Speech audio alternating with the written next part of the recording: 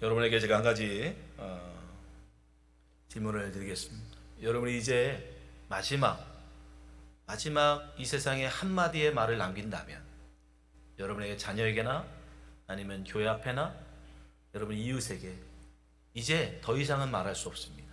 딱 한마디의 말을 남길 수 있습니다. 그럼 여러분은 무슨 말을 남기겠습니까? 뭐라고 하시겠습니까? 많은 분들이 그러한 자기들의 어떤 인생관, 또 철학, 자기의 신앙의 깊은 고민, 이 모든 것들을 담아서 그러한 것들을 묘비에 새기죠. 저는 그 많은 묘비들 중에 특별히 김수환 추경이 남긴 묘비를 좋아합니다.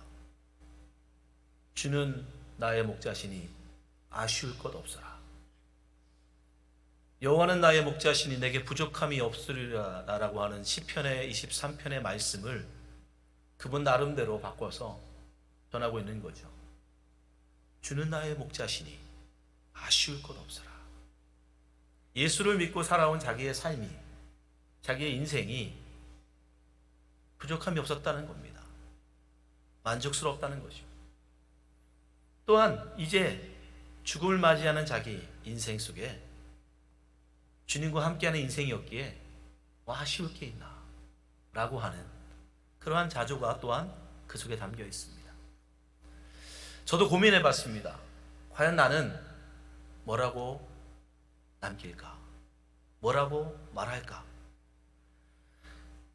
저는 그렇게 말하고 싶습니다. 나 구주와 함께 죽었으니 구주와 함께 다시 살리라. 그것이 제가 그리스도인으로서 인생을 살아가는 이유이고 저의 목표이기 때문입니다. 갈라디아서 2장 20절에 바울의 고백처럼 우리가 그리스도와 함께 십자가에 못 박혀 죽고 우리가 사는 것은 내가 사는 것이 아니라 이제 내 안에 계신 예수 그리스도를 믿는 믿음 가운데 사는 것이다라고 고백했던 그 바울의처럼 살아가고 싶은 것이 저의 삶이기 때문입니다. 여러분은 어떻습니까? 여러분은 마지막으로 여러분의 자손들에게, 이 세상에, 여러분 이웃들에게 말을 남긴다면 여러분 어떤 말을 남기시고 싶습니까? 저는 예수님께서 어쩌면 이 세상엔 우리에게 마지막으로 남기고 싶었던 말씀이 있다면 아마 오늘 본문이었을 거라고 생각합니다. 서로 사랑하라. 내가 너희를 사랑한 것 같이 서로 사랑하라.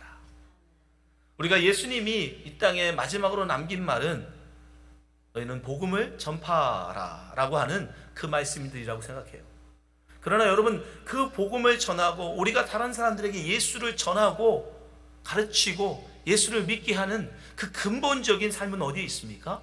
바로 예수님이 우리를 사랑해 주신 그 사랑을 그들에게 보여줄 때예요.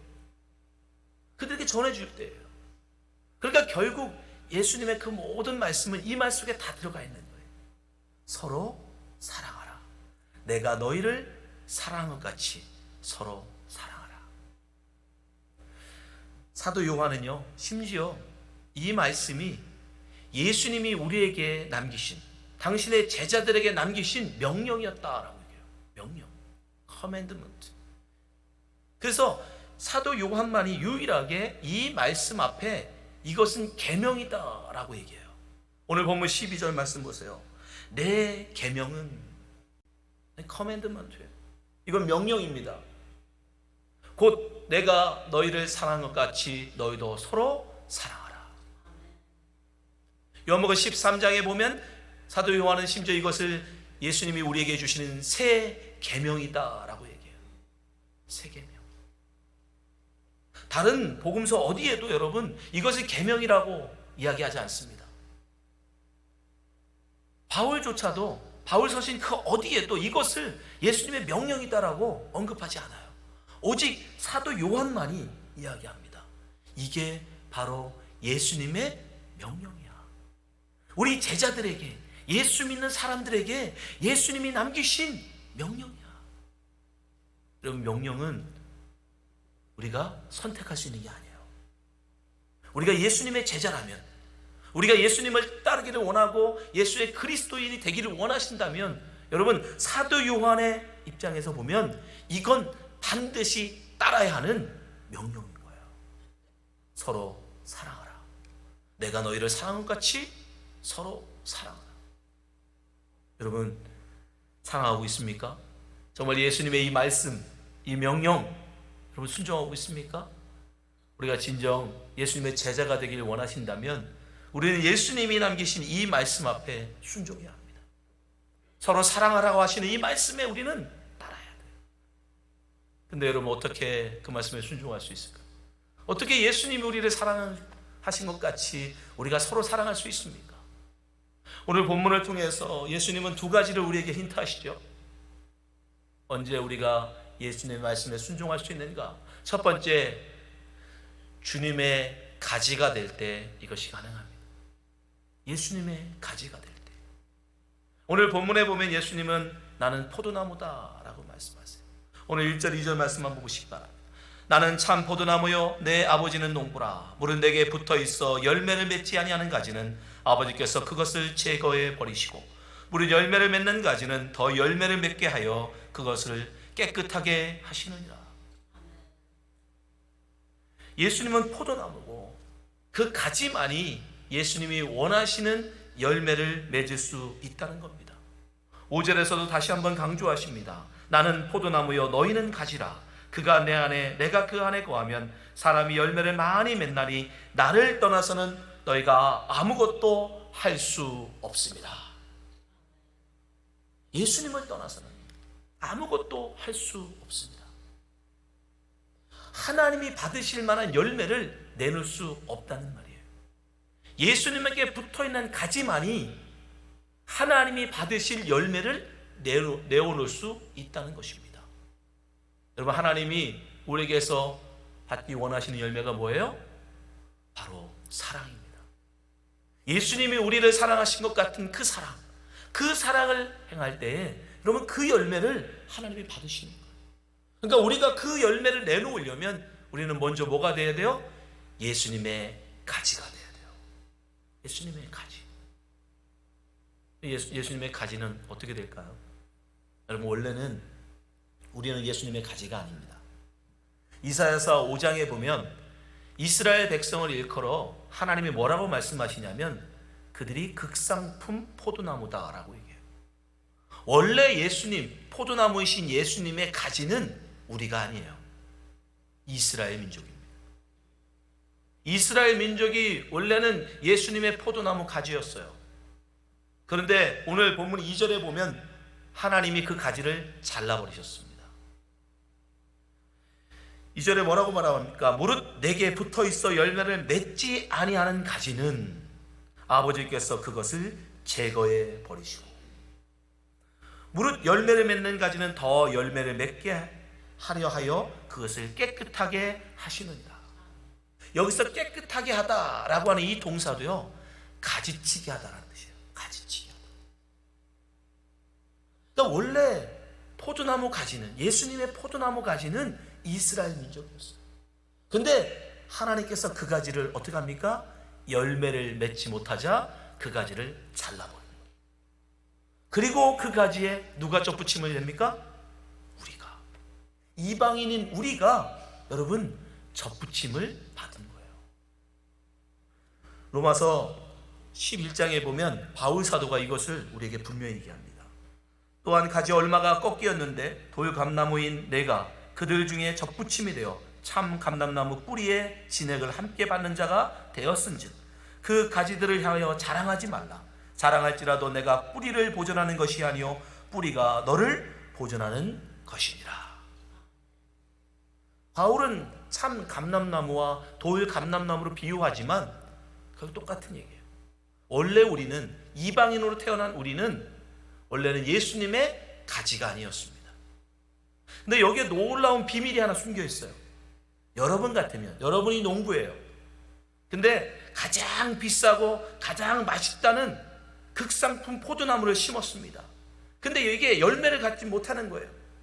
그래서 접을 붙여야 되겠는데 여러분 그 가지를 잘라내고 어떤 가지를 여러분 접붙이고 싶습니까? 대부분 당연히 더 비싸고 더 좋은 열매를 맺는 가지를 찾아다가 붙이겠죠. 그렇지 않습니까? 아니, 극상품 포도를 심었는데, 가장 맛있고 가장 좋다고 하는 포도나무를 심었는데, 어느 누가 그 가지를 접붙이는데 들포도를 갖다가 붙입니까? 여러분, 들포도나무가 뭐예요? 들에서 막 자란 포도나무예요. 저는 어려서 돌배나무를 먹어본 적이 있어요. 돌배 먹어보셨어요? 우리 원로 목사님 많이 드셨다고 그러는데, 돌배와 여러분 과수원의 배의 차이가 뭔지 아십니까? 돌배는 맛이 없어요. 그래서 돌배예요. 들배라고도 안 해요. 돌배라고 해요. 따먹어보니까 알겠더라고. 맛없고 딱딱하고 사이즈도 작아요. 조그만. 그 짐승들이나 먹을까 사람들이 따먹지는 않겠더라고. 여러분, 들포도나무는 마찬가지예요. 하나님은 극상품 포도나무를 심으셨어요. 근데 그게 열매를 맺지 못하자 가지를 잘라내시고 다른 가지를 붙이시는데, 여러분, 더 좋은 극상품 가지라서 붙여주신 게 아니에요. 더 열매를 잘 맺는 가지라서 붙여주신 게 아니에요. 우리는 들포도나무예요. 우리도 결반 이스라엘 민족과 다를 바 없는, 형편없는, 어쩌면 더 천하고 더 맛없고 더 벌 볼 일 없는 그런 형편없는 들포도나무인데, 하나님이 은혜를 베푸셔서 그 가지를 잘라다가 접을 붙여주시더라는 겁니다. 그게 놀라우신 하나님의 은혜. 우리가 예수를 믿고 예수 그리스도의 제자가 되어지는 거, 우리의 잘남이 아닙니다. 심지어 여러분, 우리가 예수님을 믿어줘서도 아니에요. 어떤 분들은 내가 예수 믿는 것을 나의 선택이라고 생각합니다. 내가 예수를 믿을 건지 말 건지 선택을 해요. 그 내가 예수 믿기로 작정하면 그때 하나님이 나를 하나님의 백성으로 삼아주신다. 아닙니다. 하나님의 선택이 먼저예요. 우리가 어머니 뱃속에 짓기도 전에, 우리가 이 세상에 태어나기도 전에 하나님의 작전 가운데 하나님이 여러분을 선택하신 거예요. 이스라엘을 대신해서 예수님 앞에 가지로 접붙이기로 이미 하나님이 이 세상을 창조하실 때에 여러분을 하나님의 백성으로 선택하신 거예요. 그래서 여러분들을 예수 믿게 하신 거예요. 여러분이 예수 믿은 게 아니라 하나님이 여러분을 예수 믿게 만든 겁니다. 그래서 여러분을 하나님의 백성으로 불러주신 거예요. 여러분, 우리가 예수님의 가지됨, 거기에는 놀라우신 하나님의 섭리가 있어요. 하나님의 사랑이 있어요. 심지어 여러분, 예수님께서 우리를 당신의 가지로 접붙이시기 위해서 어떻게 하셨습니까? 여러분, 그냥 가져다 붙이면 뭐예요? 도둑질이에요. 그렇죠? 여러분, 돌배도요, 저 따먹다가 혼났어요. 왜요? 그 주인이 있더라고요. 주인. 그 주인 아저씨가 얼마나 노하시던지 돌배 2개 따먹고 맞아 죽는 줄 알았습니다. 심지어 여러분이 아무리 들포도지만 여러분들을 하나님이 그냥 갖다가 붙이면 여러분, 그건 도둑질이에요. 값을 지불해야 돼요. 그런데 그 맛없고 그 형편없는 들포도를 위해서 하나님이 얼마를 지불하셨습니까? 금화열량? 당신의 독생자 예수 그리스도 몸값을 지불했어요. 예수 그리스도를 내놓으셨어요. 당신 목숨보다 귀한 독생자 예수 그리스도를 십자가에 못 박아 죽이고 그 값으로 여러분, 우리를 사신 거예요. 우리를 예수 그리스도의 가지에 붙이겠다고, 그냥 가져갈 수 없다고 우리를 위해서 지불을 하시는데, 예수님의 목숨값으로 우리를 값을 대신하셨습니다. 여러분, 그 은혜로 우리가 예수 그리스도의 가지가 되었어요. 그러니 우리가 어떻게 합니까? 그 은혜를 잊지 않는 거예요. 그러한 삶을 살았던 바울이 고백하잖아요. 바울이 예수 믿기 전에는 어떤 사람이었습니까? 교회 예수 믿는 사람들을 핍박하던 사람이에요. 예수 잘 믿는 사람을 돌로 때려 죽이는 사람이었어요. 교회를 다 없애버리겠다고 눈에 불을 켜고 살기 등등해서 쫓아다닌 사람이었어요. 그가 예수를 믿기로 작정했나요? 그가 예수님을 알겠다고 선택했나요? 그가 교회를 나갔나요? 아니요. 그는 여전히 살기 등등해서 예수 믿는 사람 때려 죽이겠다고 담에색 가는데 하나님이 그를 바꿔버리셨습니다. 하나님이 그를 꼬꾸라뜨렸어요. 그리고 그를 부활의 주님을 만나는 순간 그를 완전히 새 사람으로 바꿔버렸어요. 우리가 예수를 믿어서 그리스도인 된 게 아닙니다. 하나님이 선택하시고 하나님이 바꿔주셔서 우리가 예수 믿게 된 거예요. 그걸 너무도 잘 아는 바울이었길래 바울은 뭐라고 얘기합니까? 나된 것은 하나님의 은혜로다. 나의 나된 것은 하나님의 은혜로다. 이건 나의 선택이 아니며 나의 노력이 아니며 나의 의지가 아니며 오직 하나님의 역사고 하나님의 은혜다. 우리도 마찬가지예요. 지금도 예수를 믿지 않고 죽어가는 사람들이 얼마나 많습니까? 그 많은 사람들 중에 우리를 예수 믿는 자를 선택하여 주시고 예수 믿는 사람으로 오늘도 주님 앞에 예비하는 자로 이렇게 세워주신 그 하나님의 은혜. 여러분, 그 은혜를 기억한다면 우리는 어떻게 해야 합니까? 당연히 서로 사랑해야 하는 것입니다. 내가 예수 믿기 전에 나의 나됨을 기억한다면, 내가 예수 믿기 전에 교회를 핍박하던 자요, 내가 예수 믿기 전에 나는 교회를 잔해하던 자요, 내가 예수 믿기 전엔 살인자요, 하나님의 원수였던 것을 기억한다면 우리가 어떻게 용서하지 못할 죄가 있겠습니까? 어떻게 사지 못할 죄가 있겠습니까? 어떻게 형제의 허물을 보며 우리가 비난할 수 있습니까? 여러분, 기억하십시오. 우리가 서로 사랑할 수 있는 건 다른 데 있지 않아요. 나의 나됨을 기억하는 거예요.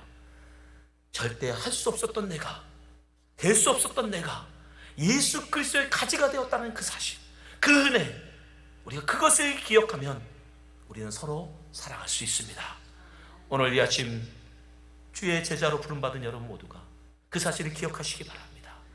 나의 나된 것은 주님의 은혜로다. 나를 가지 삼아주신 그 하나님의 은혜 앞에 내가 용서하지 못할, 사랑하지 못할 여러분 형제는 없습니다. 두 번째, 주님 우리에게 주의 말씀 안에 거하라 라고 말씀하십니다. 주의 말씀 안에 거하라. 4절 말씀을 보니까 내 안에 거하라, 나도 너희 안에 거하리라. 가지가 포도나무에 붙어있지 아니하면 스스로 열매를 맺을 수 없음 같이 너희도 내 안에 있지 아니하면 그러하리라. 우리가 예수 그리스도의 가지됨을 기억하고, 두 번째, 예수 그리스도 안에 거할 때 우리는 서로 사랑하는 자가 됩니다. 근데 예수님의 안에 거한다는 건 추상적이잖아요. 여러분, 예수님의 안에 거하는 게 뭡니까? 교회 안에 있으면 예수님의 안에 있는 거고, 교회 밖을 떠나면 예수님 밖을 떠나는 겁니까? 우리가 교회 등록을 하면 그건 예수님 안에 있는 거고, 교회 등록하지 않고 나가 있으면 그건 교회 밖에, 예수님 밖에 있는 건가요? 사실 예수님 안에 거하라 라는 말은 굉장히 추상적이에요. 근데 예수님께서 이 말씀을 좀 더 쉽게 우리에게 말씀해 주십니다. 7절 말씀 한번 보세요. 너희가 내 안에 거하고 내 말이 너희 안에 거하면 무엇이든지 원하는 대로 구하라. 그리하면 이루리라. 예수님 안에 거한다는 건 다른 말로 뭐예요? 예수님의 말씀을 안에 품는 거예요. 예수님의 말씀을 우리가 안에 품을 때 여러분, 우리는 서로 사랑하는 사람이 됩니다. 서로 사랑할 수 있게 돼요. 예수님의 말씀을 안에 품고 살아가는 삶. 사실 예수님께서도요, 늘 하나님의 사랑 가운데 우리 살아가셨는데 그 비결이 뭐냐고 하니까 다른 게 아니에요. 바로 하나님의 말씀을 늘 마음에 품고 살았다라고 말씀하세요. 9절 10절이죠. 아버지께서 나를 사랑하신 것 같이 나도 너희를 사랑하였으니 나의 사랑 안에 거하라. 내가 내 아버지의 계명을 지켜 그의 사랑 안에 거하는 것 같이 너희도 내 계명을 지키면 내 사랑 안에 거하리라. 우리가 말씀을 가지고 예수님 안에 거할 수 있는데, 그럼 말씀을 가지고 예수님 안에 거한다는 건 또 뭐냐? 바로 예수님이 뭐라고 하시냐? 계명을 지키는 것.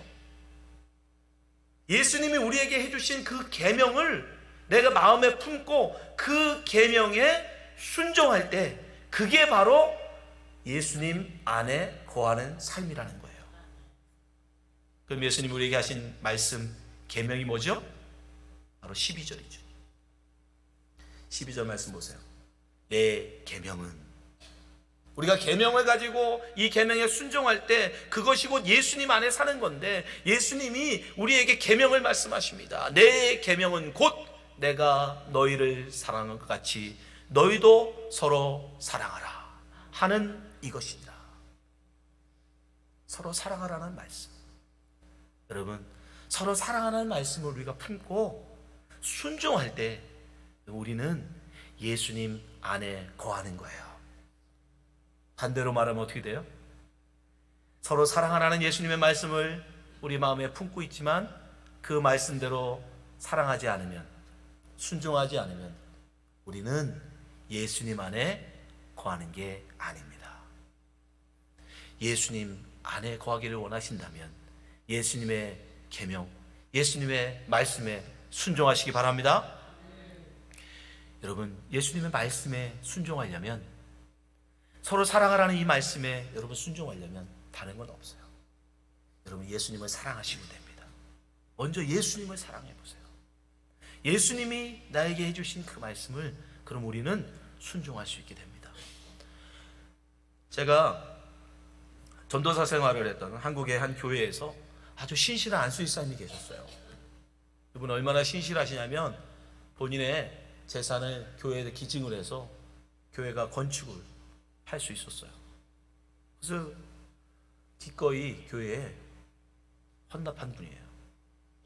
매일 새벽마다 자녀들을 위해서 늘 기도하시는 그런 안수집사님이셨습니다. 근데 이 안수집사님들이 모든 자녀들이 신실하게 신앙생활을 다 잘하고, 또 신실한 또 며느리가 들어와서 손자 손녀들까지 다 예수 잘 믿는데, 한 가지 고민이, 늘 이 안수집사님의 기도 제목은 이 장남이에요. 장남. 이 장남이 교회를 안 나와요. 이 장남이 그렇게 아버지가 부탁하고 당부하는데도 교회를 안 나오고 늘 겉도는 거예요. 근데 결국 안수집사님이 돌아가시게 됐어요. 그래서 돌아가시기 마지막 유언으로 그 며느리가 얘기해 주는 마지막 유언, 마지막 남기신 말이, 아들아, 교회 가라. 그 말이셨대요. 그게 안수집사님이 마지막으로 남긴 유언이에요. 교회 가라는, 아버지가 교회 가라는 말을 그 아들이 얼마나 들었겠습니까? 그 사는 아버지 내내 평생 들었던 말씀이에요. 그 말씀이 그 아들은, 장남의 마음에는 늘 있죠. 말씀이 그 안에 없지는 않습니다. 근데 순종하지 않았어요. 근데 장례를 다 마치고 정말 처음 맞이하는 주일날 제일 앞자리에 와서 앉더라고요. 그 나중에 간증을 해요. 아버지가 그렇게 나에게 늘 가라고, 교회 가라고, 교회 좀 제발 나오라고. 근데 마지막 유언으로 그 말씀을 하시는데 너무 아버지한테 미안하고, 아버지가 이렇게까지 나에게 교회 가기를 원하셨는지 몰랐다고. 그래서 내가 이제 그 말씀 하나 내가 못 들어드릴까 하는 마음, 그러니까 효도하는 마음으로 나오셨다는 거예요. 여러분, 우리가 예수님의 말씀을 마음에 품는 거, 그건 어려운 게 아닙니다. 결심하는 거 어려운 거 아니에요. 그런데 그것이 우리의 삶으로 실천되지 못하는 이유는 어디에 있을까요? 여러분, 우리가 주님을 그만큼 사랑하지 않기 때문에. 서로 사랑하라. 내가 너희를 사랑한 것 같이 서로 사랑하라. 이 말씀 사실은 예수님의 유언입니다. 우리 제자들에게 남기는 예수님의 유언이에요. 예수님이 정말 우리에게 바라고 원하는 한마디가 있다면 여러분 다른 게 아니에요. 서로 사랑하라. 내가 너희를 사랑한 것처럼 서로 사랑하라. 용서해주고 덮어주고 형제의 허물을 덮어줄 줄 알고 사랑하라는 거예요. 여러분 예수님의 사랑, 예수님은요 그냥 사랑하라가 아니라 내가 너희를 사랑한 것 같이 서로 사랑하라고 말씀하세요. 예수님의 사랑과 우리의 사랑의 차이가 뭡니까? 예수님의 사랑은 조건이 없어요. 원인이 없어요. 그러나 우리의 사랑은요 조건적이에요. 이유가 있어야 돼. 뭐가 오는 게 있어야 돼. 바라는 게 있어. 그러나 예수님의 사랑은 무조건적인 거예요. 예수님의 사랑은 제한이 없어요. 예수님은 사랑 못하실 분이 없고 그 모든 사람을 용서하시고 덮어주는 무한한 사랑이에요. 그러나 우리의 사랑은 어떻습니까? 제한적인 사랑이에요. 좋은 사람만, 내가 원하는 사람만, 내가 마음에 드는 사람만 우리는 사랑합니다. 그래서 주님은 말씀하세요. 너희의 사랑 말고 내가 너희를 사랑한 것 같이 서로 사랑하라. 또한 주님은 서로 사랑하라고 말씀하세요. 여러분 이 세상 그 누구도요 예수님의 사랑을 실천하려고 하지만 한 번은 큰 용기를 내서 여러분 우리가 사랑해 보지만 상대방에서 반응이 없으면 어떻게 돼요? 못해요. 우리는 연약하고 우리는 제한적인 사람이기 때문에 여러분 이 세상 그 누구도요 계속적으로 사랑을 베풀 수 있는 존재는 이 세상에 없습니다. 그건 예수님만이 할 수 있어요. 그래서 예수님이 뭐라고 하세요? 서로 사랑하라. Love each other. 서로가 서로에게 사랑을 베풀라는 거예요. 그 말은 뭐예요? 사랑을 받기만 하지 말라는 거예요. 사랑 받기만을 원하지 말라는 거예요. 우리가 그리스도의 제자가 맞다면, 우리가 예수 그리스도의 제자로 살기를 원한다면 우리는 사랑을 받기보다 사랑을 베풀 줄 알아야 됩니다. 사랑을 받기를 기대하기보다 사랑을 베푸는, 사랑을 주는 그런 사람이 돼야 되는 거예요. 그래서 주님은 우리에게 당부하는 거예요. 서로 사랑하라. 내가 너희를 사랑한 것 같이 서로 사랑하라. 사랑하는 성도 여러분, 예수님 우리에게 당부하십니다. 우리에게 유언과 같이 말씀하십니다. 예수님의 제자들에게 사도 요한은 심지어 이것은 예수님의 명령이다라고 얘기합니다. 서로 사랑하십시오. 예수님이 우리를 사랑하신 것처럼 여러분 서로 사랑합시다. 힘들어요. 어려워요. 예수님의 사랑을 따르는 건 쉽지 않습니다. 그러나 그것을 예수님이 원하시기에, 예수님이 바라시기에, 우리에게 간절히 원하고 바라시는 것이기에 우리는 해보는 겁니다. 오늘 보면 11절에 보면 예수님이 얼마나 이걸 우리에게 원하시는지 이렇게 말씀하세요. 내가 이것을 너희에게 이름은 내 기쁨이 너희 안에 있어 너희의 기쁨을 충만하게 하려 함이라. 우리에게 서로 사랑할 때 우리 안에 기쁨이 넘치게 됩니다. 우리가 서로 사랑할 때 우리는 그제서 비로소 예수님의 기쁨을 맛보게 돼요. 힘들지만 어렵지만 다시 한번 여러분 시도하시기 바랍니다. 예수님의 제자답게 서로 사랑하십시오. 예수님이 우리를 사랑하신 것처럼 서로 사랑하는 성도가 되시기를 예수님으로 축원합니다. 기도하겠습니다.